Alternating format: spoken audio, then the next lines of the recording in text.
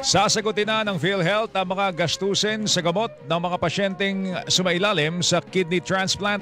Ito sinabi ni Dr. Edwin Mercado, Pangulo po at Chief Executive Officer, Philippine Health Insurance Corporation of PhilHealth. Kasunod na po ng pinataas na mga benefit package at case rate ng ahensya. Sagot na rin umano ng PhilHealth ang pagmomonitor at pangangalaga maging sa mga donor ng kidney o bato.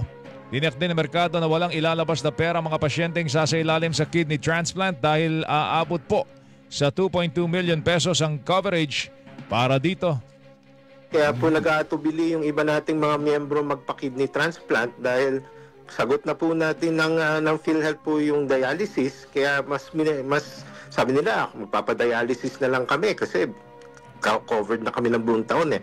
Pero mahirap po yung dinadialysis kasi kada 2-3 araw po ay nakakabit ka sa makina. So yung productivity mo medyo nababawasan.